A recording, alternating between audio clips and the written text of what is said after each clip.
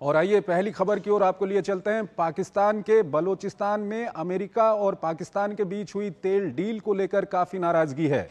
Bloch Pakistani सेना प्रमुख आसिम मुनीर और अमेरिकी राष्ट्रपति डोनाल्ड ट्रंप पर भड़के हुए हैं। बड़े बलोच नेता मीर यार बलोच ने ट्रंप को पत्र लिखकर इस संबंध में चेतावनी भी दी है। आइए आपको एक रिपोर्ट के जरिए बताते हैं कि अमेरिका और पाकिस्तान के बीच क्या डील हुई और बलोच इससे क्यों नाराज हैं। इस रिपोर्ट के बाद अपने विशेषज्ञ मेहमान के साथ हम इस खबर का विश्लेषण भी करेंगे। ये रिपोर्ट देखिए। अमेरिका के राष्ट्रपति डोनाल्ड ट्रंप की विभिन्न देशों के साथ ट्रेड डील और टैरिफ ने दुनिया भर में बवाल मचा रखा है। यूरोप से लेकर अफ्रीका और अमेरिका से लेकर एशिया तक ट्रंप ट्रेड डील और टैरिफ सुर्खियों में है। वहीं पाकिस्तान के साथ हुई एक डील के कारण बलोच भड़क गए हैं। इस संबंध में एक बड़े बलोच नेता ने ट्रंप को पत्र लिखकर गहरी चिंता व्यक्त की है। दरअसल अमेरिका और पाकिस्तान के बीच पाकिस्तान में क्रूड ऑयल के उत्खनन को लेकर एक डील हुई है। इसकी जानकारी खुद राष्ट्रपति ट्रंप ने अपने सोशल मीडिया पर दी।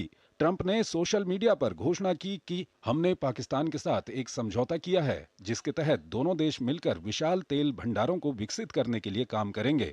हम उस तेल कंपनी को चुनने की प्रक्रिया में हैं जो इस साझेदारी का नेतृत्व करेगी। ट्रंप की घोषणा के बाद बलोचों का गुस्सा सातवें आसमान पर चढ़ गया। मीर यार बलोच ने इस सिलसिले में अमेरिकी राष्ट्रपति ट्रंप को एक पत्र लिखा जिसमें कहा गया है कि पाकिस्तान ने अपने यहां मौजूद तेल के भंडारों को लेकर ट्रंप को गलत जानकारी दी।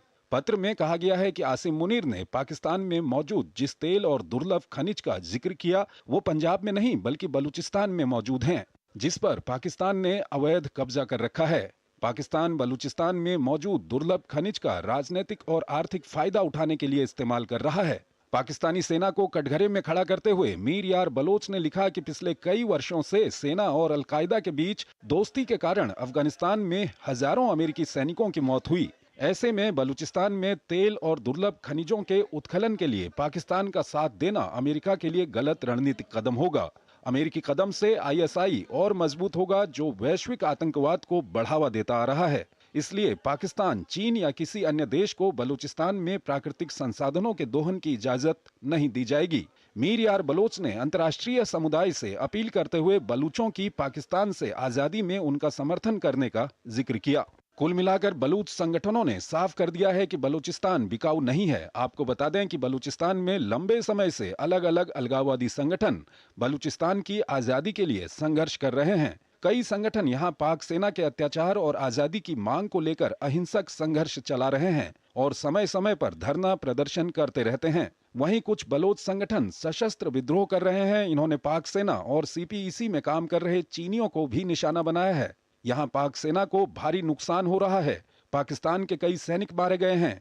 बलूचिस्तान के कई इलाकों में पाक सेना की जगह बलोच विद्रोहियों का कब्जा है। वहीं दूसरी ओर पाकिस्तान ने पहले तो यहां सीपीईसी के जरिए चीनी कंपनियों को काम करने दिया।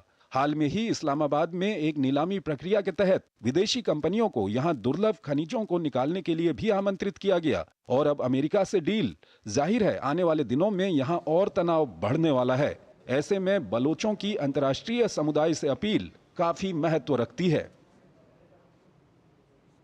और इस खबर पर ज्यादा बात करने के लिए हमारे साथ आलोक बंसल जुड़ रहे हैं, विदेशी मामलों के जानकार हैं, उनसे हम बातचीत करेंगे। आलोक जी, बहुत बहुत स्वागत है आपका हमारे इस कार्यक्रम में। आलोक जी, आपकी पहली प्रतिक्रिया क्या है? जिस तरह से मीर यार बलोच की ओर से प्रेसिडेंट ट्रंप को पत्र भी लिखा गया है और कहा गया है कि जो पाकिस्तान है आपको गलत जानकारी दे रहा है, वो आपको कह रहा है कि ये जो तेल के भंडार हैं या रेयर अर्थ मेटल है, दूसरी धातुएं हैं, ये पाकिस्तान में हैं, बल्कि असल उनकी ओर से ये कहा गया कि ये बलूचिस्तान में है जो एक आज़ाद देश है जिस पर पाकिस्तान ने कब्जा किया हुआ है।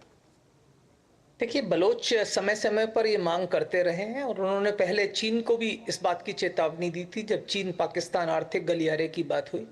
और पिछले एक दशक से ज़्यादा बलोचों ने ये कहा है कि जो भी देश और जो भी कंपनी हमारी ज़मीन को कॉलोनाइज करने में इस्लामाबाद की मदद करती है वो हमारे लिए वैलिड टारगेट होगा। अब वो अमेरिका को भी वही चेतावनी दे रहे हैं क्योंकि पाकिस्तान के अंदर जो अधिकांश हाइड्रोकार्बन्स हैं वो बलूचिस्तान में है। पाकिस्तान का करीब करीब आधे से थोड़ा कम जो भूभाग है वो बलूचिस्तान में है, तो यहाँ पे खनिज संपदा भी प्रचुर है। तो अभी जो राष्ट्रपति ट्रंप ने जो घोषणाएं की हैं उनका क्या मुद्दा है, क्या उद्देश्य है, ये कहना बड़ा मुश्किल है।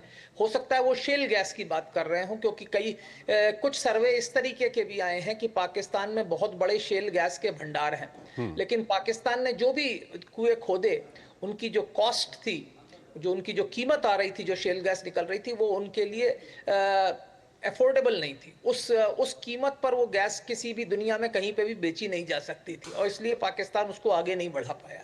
अब क्या ट्रम्प साहब करना चाहते हैं? क्या वो बलूचिस्तान में जाके हाइड्रोकार्बन और ऑयल ढूंढ रहे हैं, या शेल गैस और शेल ऑयल की तरफ आगे बढ़ रहे हैं जो सिंध नदी के आसपास है? इसके बारे में कोई जो क्लैरिटी है वो अभी नहीं है। लेकिन जहां तक सवाल बलूचिस्तान का है, बलोचों ने आज तक किसी भी विदेशी शक्ति को अपने भूभाग पर ऐसे कार्य करने नहीं दिए जिससे कि इस्लामाबाद का वहां पर दबदबा बढ़े और इस्लामाबाद उस जगह को कॉलोनाइज करने में सफल हो, जो बाहर से लोगों को लाके वहां बसा सके।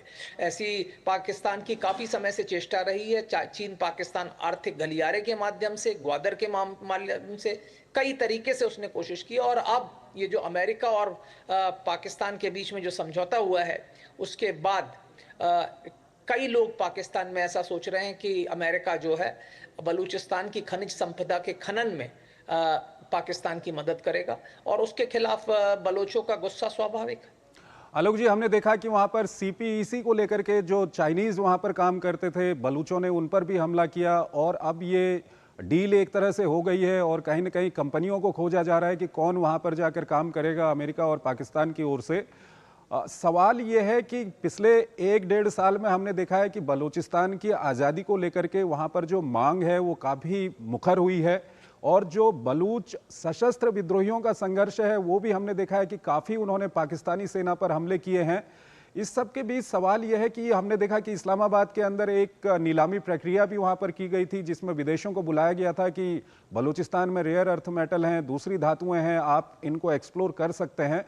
क्या पाकिस्तान बलूचिस्तान में जिस तरह से कई जगह पे पीछे हट रहा है, उसमें अंतर्राष्ट्रीय समुदाय को इसमें घसीटकर इस पूरे मामले को बदलने की कोशिश तो नहीं कर रहा?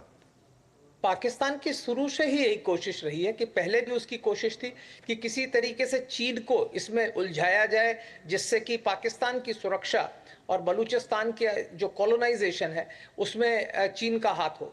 पर चीन सफल नहीं हो पाया, और आपने देखा कि आज भी ना ग्वादर पोर्ट या चीन पाकिस्तान आर्थिक गलियारा दोनों ही आर्थिक रूप से सफल प्रोग्राम्स नहीं है।